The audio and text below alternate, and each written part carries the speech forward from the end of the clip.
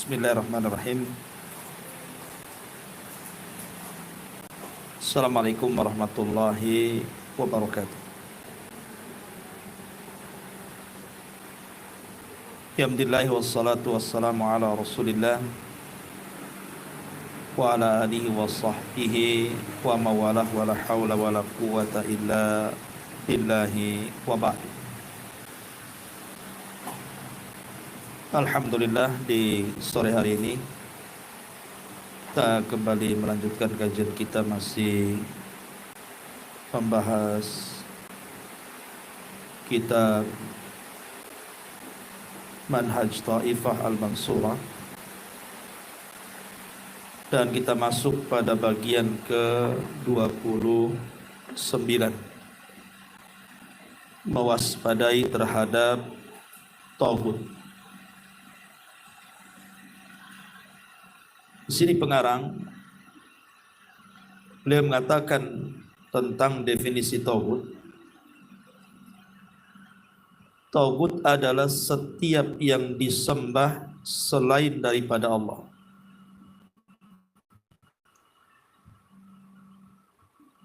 Dia rela dengan peribadatan yang dilakukan oleh para penyembah atau pengikutnya, atau rela dengan ketaatan orang yang mentaatinya dalam hal maksiat kepada Allah dan Rasul.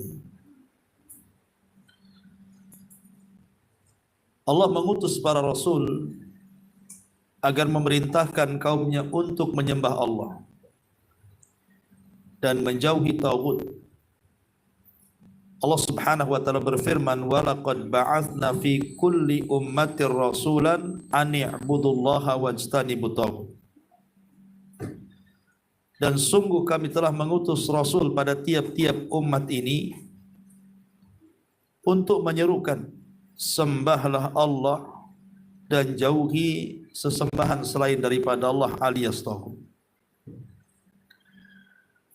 Kemudian beliau mengatakan taghut itu bentuknya banyak, tetapi pemimpin mereka ada 5. Yang pertama, syaitan. Taghut ini selalu menyeru manusia beribadah kepada selain Allah Subhanahu wa ta'ala. Dalilnya adalah firman Allah Azza wa Jal, "Alam ahad ilaikum ya bani Adam alla ta'budu syaitan innahu lakum aduwwum mubin."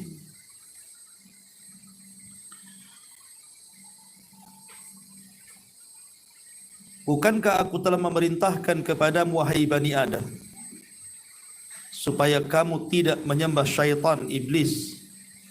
Sesungguhnya syaitan itu adalah musuh yang nyata bagimu. Baik. Di sini pengarang ingin menjelaskan kepada kita tentang persoalan taghut. Apa itu taghut? Jadi tadi dijelaskan bahwa taghut adalah, menurut beliau di sini, orang yang rela dengan peribadatan yang dilakukan oleh para penyembah atau pengikut, atau rela dengan ketaatan orang-orang yang mentaatinya dalam hal maksiat kepada Allah Subhanahu wa ta'ala.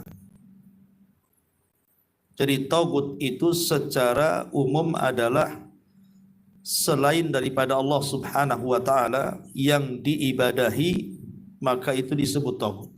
Itu globalnya. Ma'asyiral muslimin wal muslimat rahimani wa rahimakumullah. Kemudian beliau menyebutkan tentang pemimpin-pemimpin taghut ini. Kalimat taghut sendiri sebenarnya dijelaskan dalam surah An-Nisa ayat 76, bahwa taghut adalah syaitan, dan itulah pemimpin atau puncak pemimpinnya para taghut.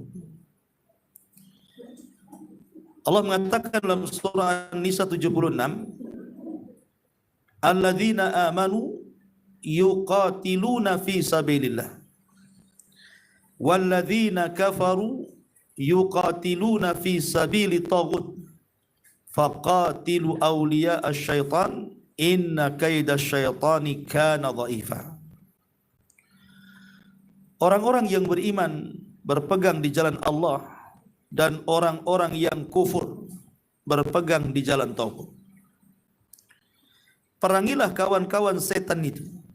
Sesungguhnya tipu daya setan itu sangat lemah. Dari sini kita tahu bahwa tauhid adalah syaitan, di mana syaitan diciptakan oleh Allah Subhanahu wa taala untuk menyesatkan manusia dan berusaha untuk menyimpangkan tauhid. Makanya Allah Subhanahu wa taala tegas mengatakan dalam Al-Baqarah 168, innahu lakum aduwwum mubin. Sesungguhnya syaitan itu bagi kalian adalah musuh yang nyata.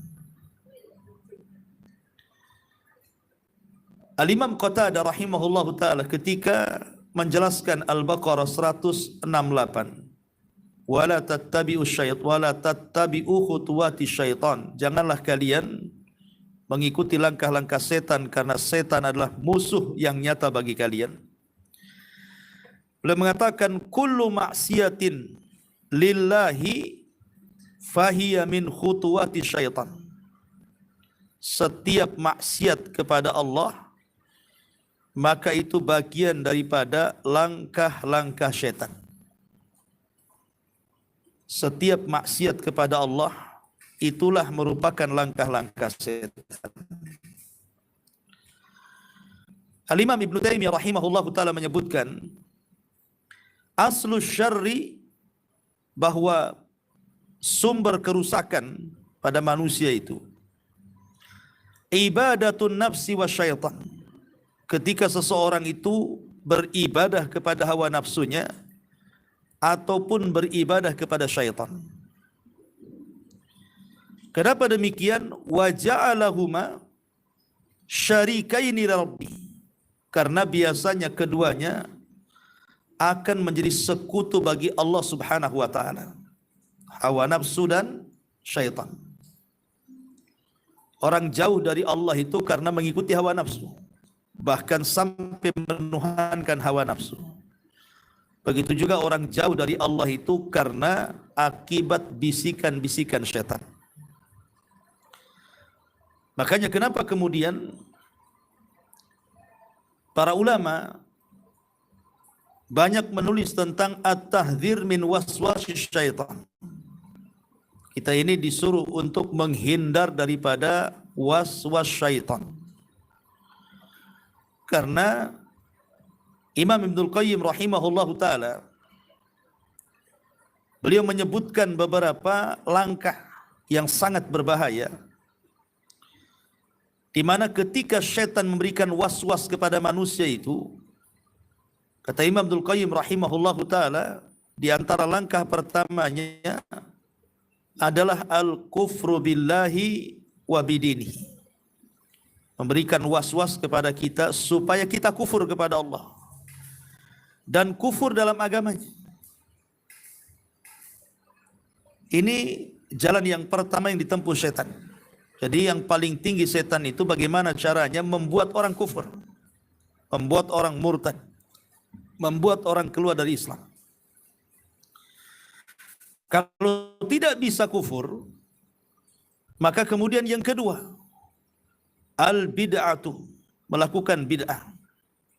Keyakinan yang menyelisih kebenaran yang diutus Nabi SAW, atau melakukan hal-hal yang tidak dicontohkan Nabi SAW, maka ini langkah kedua.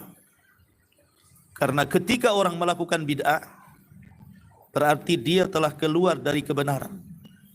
Dan setan sangat suka. Kalau tidak bisa juga yang kedua, maka setan kemudian akan beralih kepada langkah yang ketiga. Orang ini diberikan was-was, suruh kufur ya tidak kufur, suruh melakukan bid'ah ya tidak mau, maka langkah ketiga al-kabair. maka diberikan was-was supaya melakukan dosa-dosa besar. Memang dia tidak melakukan kekufuran dan bid'ah, tapi boleh jadi dia terjerumus kepada dosa besar, kepada perzinahan, kepada pencurian, memakan riba, ghibah, dan begitu seterusnya. Kemudian juga kalau seandainya tidak berhasil, kemudian langkah yang ketiga, maka ada langkah yang keempat, as-saghair. Maka kemudian syaitan akan memberikan was-was supaya kita melakukan dosa-dosa kecil. Dosa-dosa kecil. Kalau juga tidak sanggup juga, maka setan sudah mempersiapkan langkah yang kelima. Apa itu? Al-mubahat. Disibukkan dengan perkara-perkara mubah. Ngobrol sana sini, menghabiskan waktu. Akhirnya waktu percuma berjalan begitu saja, tidak ada manfaatnya. Ya. Kalau juga tidak bisa, dengan cara disibukkan dengan perkara-perkara mubah, maka kemudian setan akan masuk dengan cara bagaimana orang ini lebih mendahulukan yang tidak afdal dan meninggalkan yang afdal. Lebih mendahulukan yang tidak afdal, padahal ada yang afdal. Kalau juga tidak bisa, dengan cara yang keenam, dan ini yang ketujuh, ini sudah putus asa setan, maka setan kemudian akan mengerahkan pasukannya dan juga bala tentaranya, baik dari kalangan jin ataupun manusia, supaya membuat macam-macam ujian dan juga adza, artinya menyakiti dengan tangan dan dengan lisan atau dengan hatinya. Boleh jadi mungkin dibuatnya tetangga dia membicarakan orang ini, membicarakan kita, atau orang lain memfitnah kita, atau orang lain memusuhi kita, supaya hati kita goncang. Ya, lihat bagaimana khutuwati syaitan di sini. Langkah-langkah setan sampai, kata Imam Ibnul Qayyim, 7 langkah sudah disiapkan oleh setan supaya kita jauh dari Allah Subhanahu wa taala dan jauh dari tauhid kepada Allah Subhanahu wa taala. Ma'asyiral muslimin yang dimuliakan Allah Subhanahu wa taala, tentu ada latar belakang kenapa setan ini, atau iblis lebih tepatnya, sangat memusuhi kita sebagai Bani Adam. Tentu tidak lepas daripada sejarah. Ketika Allah Subhanahu wa taala memuliakan iblis di langit sebagai jin yang paling soleh dengan diberikan fasilitas yang luar biasa di sorga, tiba-tiba dikejutkan dengan Allah mengumumkan kepada para malaikat dan didengar langsung oleh iblis bahwa dia akan menciptakan makhluk yang akan menjadi khalifah di permukaan bumi. Akhirnya kemudian terciptalah makhluk itu yang disebut dengan Adam, bapak kita semuanya. Dari sinilah muncul hasadnya iblis ini. Kemudian berusaha untuk mengganggu Nabiullah Adam alaihi salatu wassalam, padahal belum ditiupkan ruh, masih dalam bentuk patung. Maka iblis pun berputar-putar di patung itu, sebagaimana riwayat Muslim dijelaskan, masuk dari lubang hidung, keluar dari lubang telinga. Kemudian dia pun sesumbar dan mengatakan, kalau seandainya makhluk ini diserahkan kepadaku, maka aku hancurkan dia. Jadi hasadnya sudah ada, padahal belum ditiupkan roh itu. Lah ketika betul-betul kemudian ditiupkan roh, dan Allah Subhanahu wa taala katakan, fa idza sawaituhu wa nafakhtu fihi min ruhi faqa'u lahu sajidin.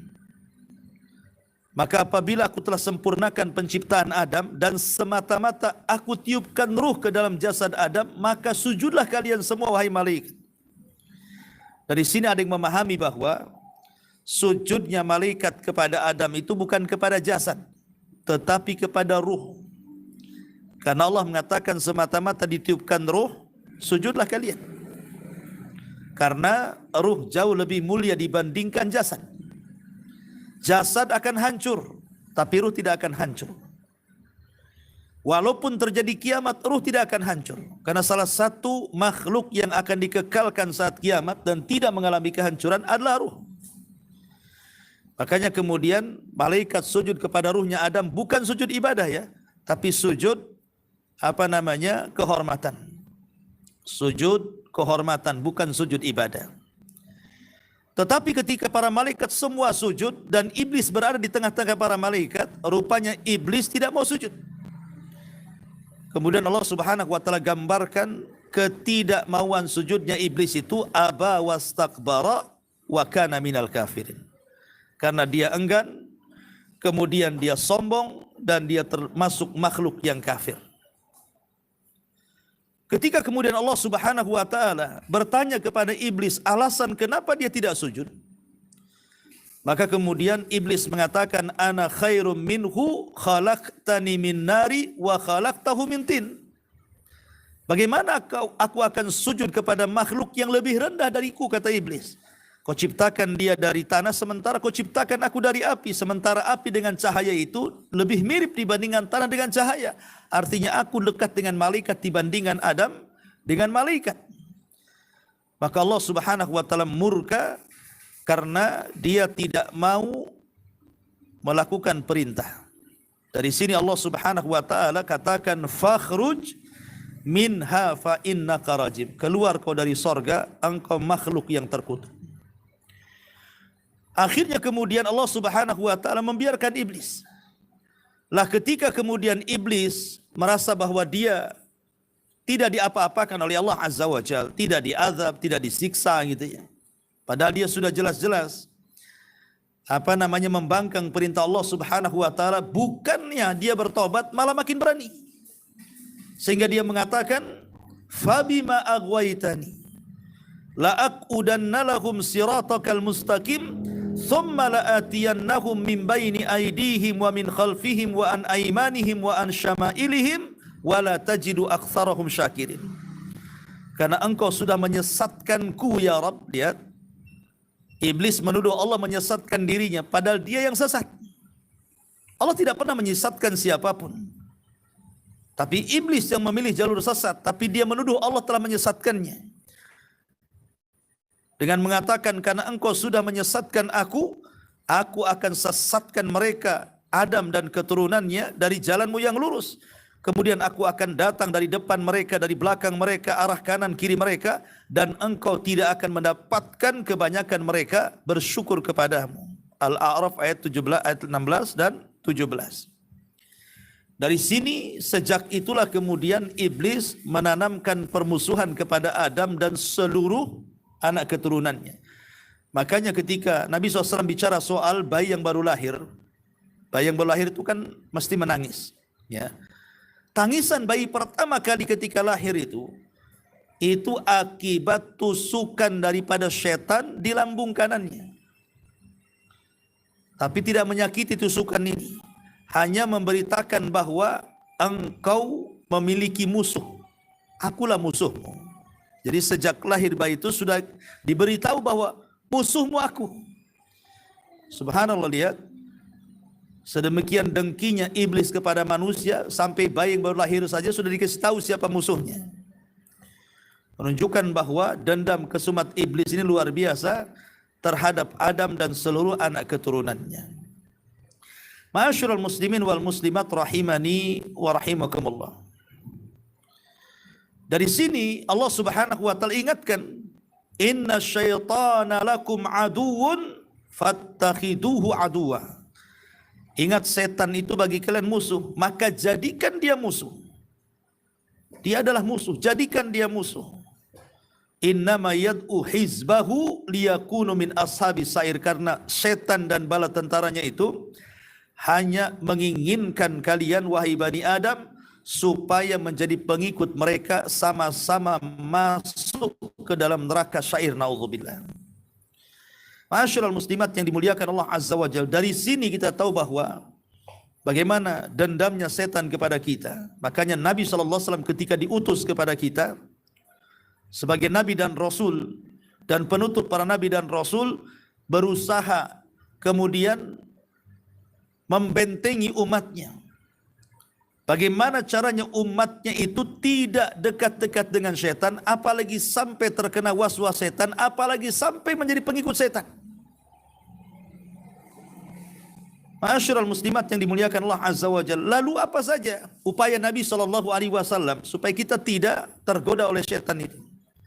Pertama, menanamkan keimanan dan tawakal kepada Allah Subhanahu wa taala. Karena Allah mengatakan dalam surah An-Nahl 99 sampai 100, "Innahu laisa lahu sultanun 'alal ladzina amanu wa 'ala rabbihim yatawakkalun." Sesungguhnya setan itu tidak ada kekuasaan atas orang-orang yang beriman dan atas orang-orang yang bertakwa kepada Allah. Selama kita beriman dan bertakwa, maka setan tidak punya kuasa untuk mencelakakan kita. Yang kedua, berzikir kepada Allah Subhanahu wa taala. Berzikir kepada Allah Subhanahu wa taala. Karena lihat ketika Nabi SAW menceritakan tentang setiap malam, maka seluruh setan itu akan mengikat tengkuk anak-anak Adam, termasuk kita, dengan 3 ikatan. Pada setiap ikatan, maka setan akan mengatakan, "Alaika lailun tawilun." Teruslah tidur karena malam masih panjang, supaya kita tidak bangun malam, supaya kita tidak sholat tahajud, supaya kita tidak sholat subuh. Tetapi kata Nabi SAW, kalau kita terbangun langsung berzikir kepada Allah, in halat uqdah, maka 1 ikatan lepas. Kalau kita berwudu, maka 2 ikatan lepas. Kalau kita sholat, maka 3-tiganya lepas. Lihat bagaimana Nabi SAW memulai dengan zikir. Ya. Kemudian yang kedua, yang ketiga, senantiasa memperbanyak istighfar kepada Allah Subhanahu wa taala. Memperbanyak istighfar kepada Allah Subhanahu wa taala. Karena istighfar itu kalimat yang tidak disukai oleh setan. Karena setan itu kan berusaha untuk supaya kita bermaksiat. Tiba-tiba kita meminta ampun kepada Allah, berarti itu namanya berbalikan dari kehendak setan. Makanya orang yang beristighfar itu sangat dibenci oleh setan. Ya. Kemudian juga yang kelima, yang keempat, seperti arahan tadi hadis Abi Hurairah radhiyallahu an, selain juga berzikir, kita disuruh untuk berwudu. Berwudu dan juga salat. Berwudu kemudian salat. Jadi kalau berwudu dengan salat ini juga sangat tidak disukai setan. Orang yang berwudu, apalagi kalau bangun daripada tidur, di antara praktek wudu itu kan memasukkan air ke hidung. Namanya istinsyak namanya. Kemudian istinsar mengeluarkannya. Lah, kenapa kemudian istinsak dan istinsar ini memasukkan air ke hidung kemudian mengeluarkannya sangat dibenci setan? Karena kalau malam setan itu salah satu tempat menginapnya atau tidurnya itu di 2 lubang hidung tuh. Sebagaimana hadis Nabi mengatakan, "Idza staiqadha ahadukum min manamihi falyastanthir salasan." Jika salah seorang di antara kalian bangun dari tidur, maka hiruplah air ke dalam hidung, lantas keluarkan sebanyak 3 kali. Kenapa? Fa inna syaitan yabitu ala khayashimihi, kata Rasul. Karena setan bermalam di bagian dalam lubang hidung orang itu. Jadi ini yang keempat ya. Kemudian yang kelima, jangan sampai tidur hingga pagi. Ada orang-orang malas bangun kan, padahal sudah jelas subuh tuh, tak mau bangun. Ngelah, akhirnya jam 6 baru dia terperanjat gitu ya. Padahal azan sudah bangun, atau sebelum azan dia sudah bangun kan, tapi kemalasannya karena godaan setan akhirnya tidak mau juga bangun sampai jam 6, setengah 7 baru sibuk dia sholat subuh. Kata Nabi SAW, "Dzaka rajulun balas syaitan fi udhunihi." Itulah laki-laki yang telah dikencingi setan pada kedua telinganya. Naudzubillah. Ya. Kemudian juga yang keenam, berlindung dari gangguan setan ketika masuk kamar kecil, kamar mandi. Ini juga salah satu arahan Rasul supaya setan tidak dekat dengan kita itu, salah satunya berlindung dari gangguan setan ketika masuk toilet. Kata Nabi SAW, "Idza dakhala al-khala qala Allahumma inni a'udzubika minal khubthi wal khaba'ith." Apabila salah seorang di antara kalian masuk kamar mandi, maka berdoalah, Allahumma inni a'udzubika, ya Allah aku berlindung kepadamu, minal khubthi wal khaba'is, dari setan laki-laki dan setan perempuan. Ya. Kemudian juga syariat azan. Ya, kalau ada orang yang memandangkan azan itu setan lari. Makanya Nabi SAW mengatakan, idza nudiya bil adzan adbara syaitan lahu dhuran. Apabila azan dikumandangkan, setan akan lari sambil terkentut-kentut, menunjukkan bahwa setan tidak suka dengan azan. Itu bagaimana Nabi SAW mensyariatkan dari Allah tentunya banyak ibadah untuk menjauhkan kita dari setan. Kemudian yang kedelapan juga diantaranya berlindung dari godaan setan ketika ia menggoda kita. Umpamanya kita lagi termenung, tiba-tiba kepikiran mau maksiat, atau kepikiran dendam kepada orang, atau kepikiran hendak menyakiti orang, atau kepikiran hendak melakukan kemungkaran, maka hendaklah kita langsung berlindung kepada Allah Subhanahu wa taala dari setan, karena Allah yang mengatakan dalam surah Al-Mu'minun ayat 9798, wa qur rabbi a'udzubika min hamazatis syayatin wa a'udzubika rabbi an yahdurun. Dan katakanlah, ya Rabbku, aku berlindung kepadamu. Aku berlindung kepadamu dari bisikan-bisikan setan, dan aku berlindung pula kepadamu dari kedatangan mereka kepadaku.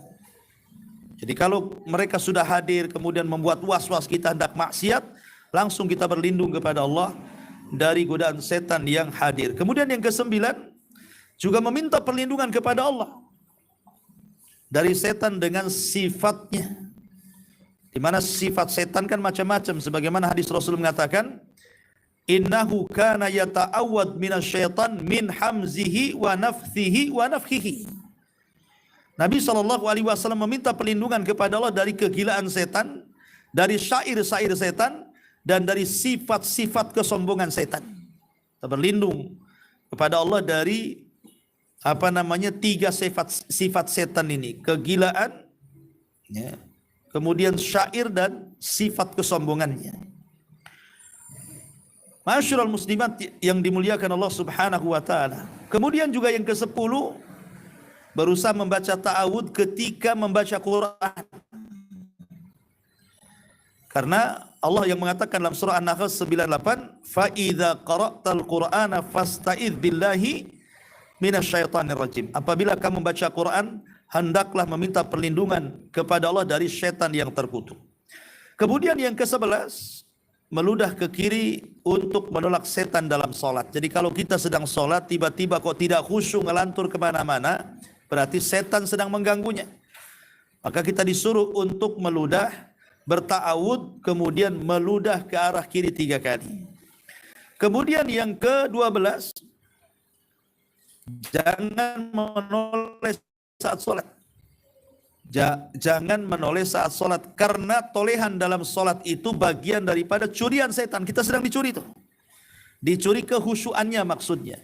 Kata Rasul ketika Aisyah radhiyallahu anha bertanya kepada Rasul tentang orang yang menoleh dalam solat, maka Rasul mengatakan, huwa ikhtilasun yakhtalisuhu syaitan min salati ahadikum.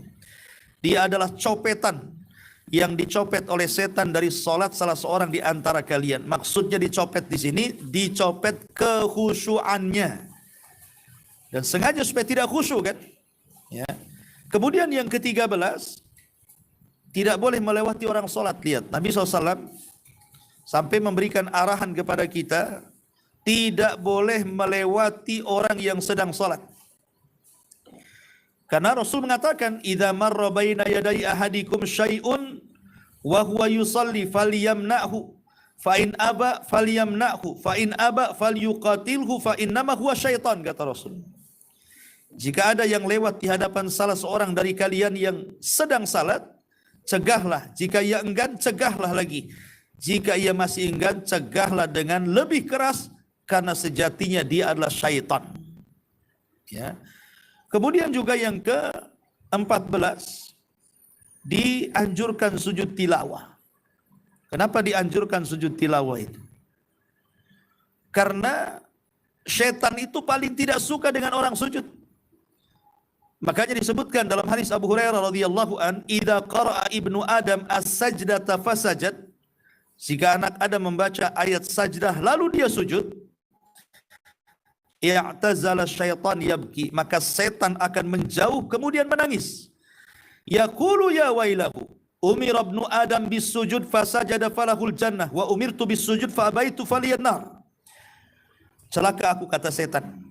Anak Adam disuruh sujud, dia pun sujud, maka bagi dia sorga. Sementara aku dahulu diperintahkan sujud, aku enggan pula sujud, maka pantas aku masuk neraka, katanya.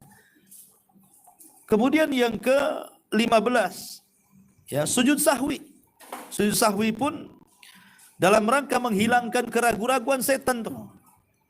Makanya Rasul mengatakan, idza syakka ahadukum fi salatihi falam yadri kam shalla thalathan aw arba'an falyatrahi syak wal yabni ala mastaiqan thumma yasjudu sajdataini qabla an yusallima fa in kana shalla khamsan syafa'na lahu salatahu wa in kana shalla itmaman li arba'i kanata targhiman lisyaitan. Apa kata Rasul?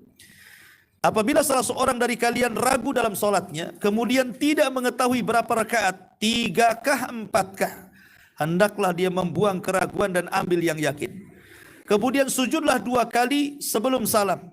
Jika ternyata ia solat 5 rakaat, sujudlah setelah menggenapkan salatnya. Lalu jika ternyata salatnya memang 4 rakaat, sujudlah tersebut sebagai penghinaan kepada setan. Jadi salah satu cara menghina setan itu ketika orang lupa dalam sholat, karena lupa dalam sholat itu kan gangguan setan tuh. Maka sujud sahwi itulah salah satu caranya untuk menghinakan mereka. Ya, ini yang ke-15. Yang ke-16, tidak salat ketika matahari terbit dan tidak sholat juga ketika matahari tenggelam. Kenapa? Karena Rasul yang mengatakan la taharrau bi salatikum tulu asyamsi wala gurubaha fa innaha tatlu biqarnai syaitanin. Janganlah mengerjakan salat kalian ketika matahari terbit atau ketika matahari tenggelam, karena ketika itu terbitlah 2 tanduk dari tanduk-tanduk setan. Kenapa? Karena saat terbit matahari ada yang beribadah di luar agama Islam, mereka penyembah matahari. Ataupun ketika tenggelam matahari ada juga yang beribadah, mereka lah para penyembah bulan. Makanya kita tidak boleh salat ketika terbit dan ketika terbenam. Biarkan ketika terbit meninggi 1 tombak dulu, biarkan terbenam menunggu gelap dulu, baru kita salat. Ya. Kemudian juga yang ke-17, membaca zikir pagi dan petang. Nabi SAW mengatakan, ma min abdin yakulu fi sabahin kulla yaumin wa masa'in kulla lailatin bismillahilladzi la yadurru ma asmihi syai'un fil ardi wala fis sama wa huwa samiul alim 3 marat illa lam yadurruhu syai'un. Tidaklah seorang hamba mengucapkan setiap pagi dari setiap harinya atau setiap petang dari setiap malamnya kalimat bismillahilladzi, dengan nama Allah yang dengan namanya tidak ada sesuatu pun yang membahayakan di bumi dan juga di langit, dan dialah yang maha mendengar lagi maha mengetahui, sebanyak 3 kali, maka tidak akan ada apapun yang membahayakan dia meskipun setan. Ya. Maka ini juga supaya terhindar dari godaan setan adalah sering-seringnya membaca zikir pagi dan petang. Kemudian ke-18, membaca surah Al-Ikhlas, Al-Falaq dan An-Nas, dan ini disebut surah-surah perlindungan namanya. Surah-surah perlindungan adalah membaca 3 kul ini. Kul huwallah, kul a'udzu birabbin nas, dan kul a'udzu birabil falak, baik di pagi ataupun di petang hari. Ya. Kemudian yang ke-19, salat duha 4 rakaat. Kata Nabi SAW dari hadis Nu'aim ibn Hammar, Rasulullah SAW mengatakan, qala rabbukum tabaraka wa ta'ala ibna Adam salli li 4 rakaatin awalan nahar akfika akhirahu. Allah tabaraka wa ta'ala berfirman, wahai anak Adam, salatlah untukku sebanyak 4 rakaat. Sebanyak 4 rakaat. Pada awal siang, maka itu akan mencukupimu di akhir siang. Akhirnya artinya engkau akan dilindungi Allah dari setan sampai sore hari. Ya, dengan 4 rakaat duha itu. Kemudian juga yang ke-20, meminta perlindungan untuk anak-anak. Karena istri Imran ketika melahirkan Maryam, ia berkata sebagaimana disebutkan dalam ayat itu, inni u'idzuha bika wa dzurriyyataha minasyaitonir rajim. Surah Al-Imran ayat 36, dan aku memohon perlindungan untuknya serta anak-anak keturunannya kepada pemeliharaan engkau daripada setan yang terkutuk. Ini ketika seseorang melahirkan, maka bertawud kepada Allah agar tidak diganggu setan. Kemudian juga yang ke-21, menjaga diri dari tempat-tempat syubhat. Menjaga diri dari tempat-tempat syubhat yang mengundang kecurigaan. Seperti umpamanya Nabi SAW ketika sedang berdua-duaan dengan Safiyah di malam hari. Kemudian ada sahabat yang tergesa-gesa lewat. Kata Rasul, jangan terburu-buru kalian berdua. Di samping saya ini bukan siapa-siapa, di istri saya. Ya, kata sahabat ini, ya tidak mungkin saya curiga kepadamu, wahai Rasul. Bukan begitu. Setan itu masuk dari jalan darah. Bisa saja kalian curiga denganku, katanya kan. Ya. Kemudian juga yang ke-22, meninggalkan bisikan-bisikan.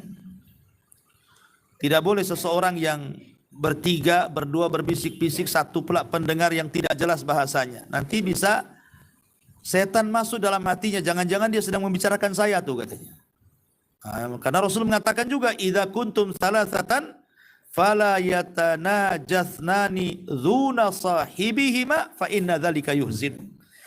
Jika kalian bertiga, janganlah 2 orang berbisik-bisik tanpa mengajak yang ketiganya, karena itu bisa menyakitkan hatinya. Ya. Kemudian juga yang ke-23, jangan doakan hina orang lain dengan terjerumus dalam maksiat. Seperti Nabi SAW mengatakan, la taqulu hakadha, la tu'inu alaihi syaitan. Janganlah mengatakan demikian. Janganlah engkau menjadi penolong-penolong setan untuk kecelakaan. Jadi tidak boleh kita mendoakan kecelakaan orang. Kemudian juga diantaranya yang ke-24, jangan mengucapkan kalimat lau seandainya. Karena seandainya itu, kata Nabi SAW, fa inna lau taftahu amala syaitan. Karena kalimat seandainya itu membuka amalan setan. Seandainya aku tidak ke sana, tentu tidak celaka. Kata siapa? Ya, sudah ditakdirkan celaka, walaupun tidak kemana-mana pun celaka dia. Jadi itu adalah was-was daripada setan. Kemudian ke-25, meminta perlindungan kepada Allah ketika datang was-was setan yang ingin mengingkari adanya Allah. Seperti dia tiba-tiba termenung, yang menciptakan langit Allah, yang menciptakan bumi Allah, yang menciptakan hutan Allah, yang menciptakan lautan Allah. Lah siapa yang menciptakan Allah? Kalau sudah sampai kepada siapa yang menciptakan Allah, maka falyasta'idz billah, kata Rasul. Cepat-cepat berlindung kepada itu setan itu. Ya. Kemudian ke-26, meminta perlindungan kepada Allah ketika marah. Ya, karena marah itu dari setan, dan setan dari api, dan api hanya bisa dipadamkan dengan air, maka berwudulah saat marah, kata Rasul. Ya. Kemudian yang ke-27, meminta perlindungan kepada Allah ketika mendengar suara anjing menggonggong dan keledai di malam hari. Karena saat itu mereka sedang melihat setan. Kemudian yang ke-28, membaca surah Al-Baqarah. Karena orang yang baca surah Al-Baqarah, maka setan akan lari 3 hari dari rumah kita. Ya.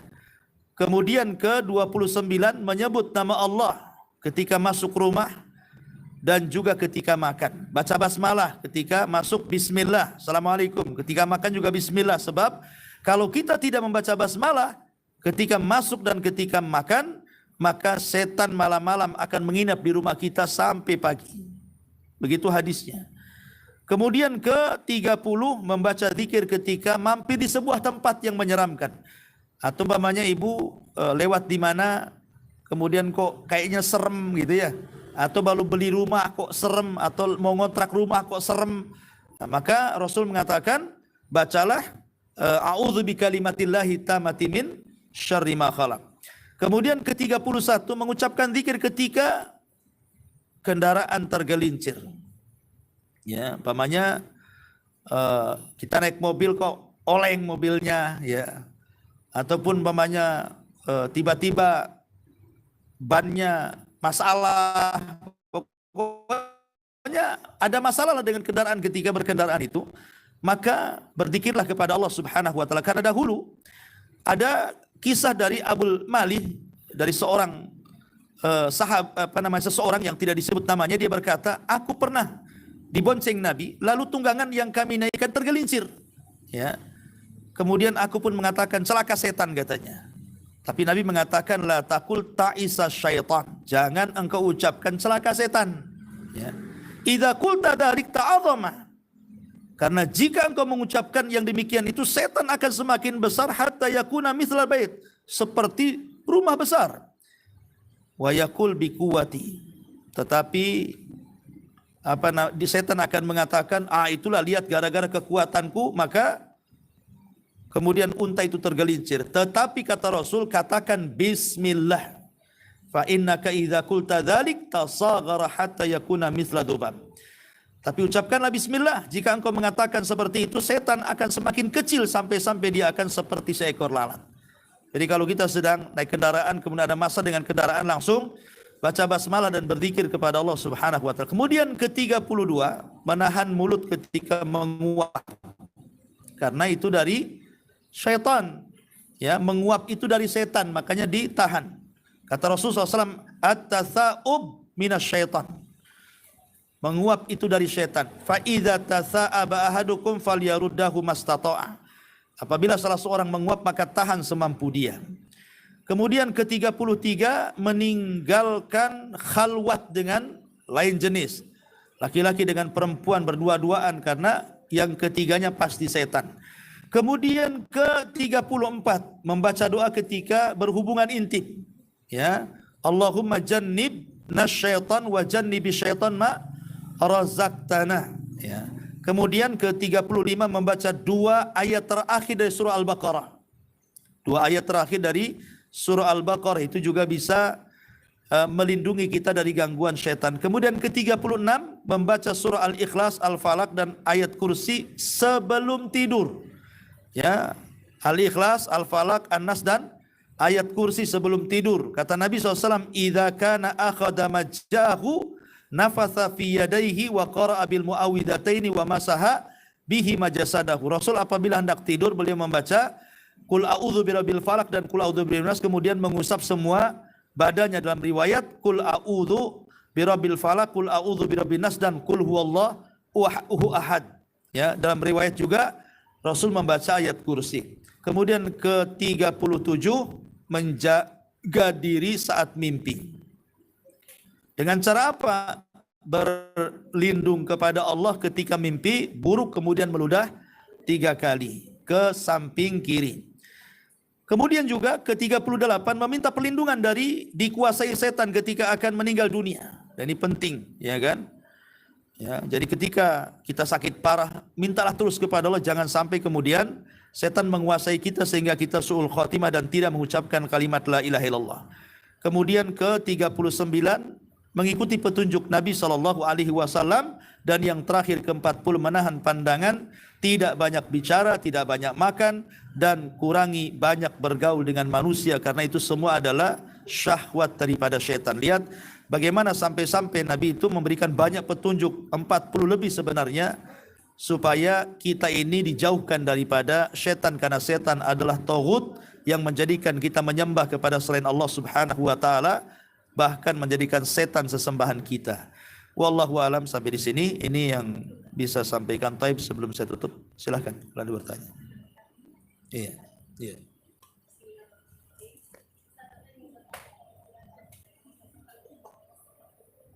Hmm?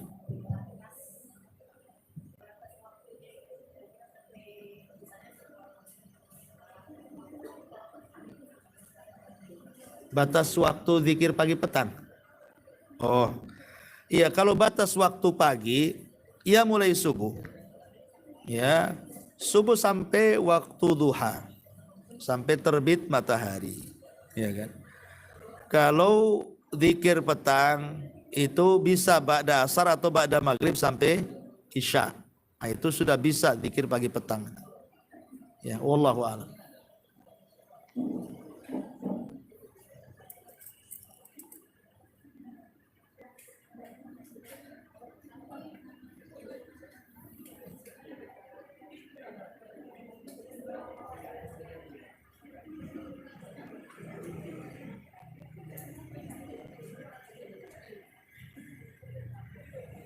Tidak ada. Taib, kita tutup. Subhanaka wa bihamdika asyhadu an la ilaha illa anta astaghfiruka. Baik, Allahu taala alam. Assalamualaikum warahmatullahi wabarakatuh.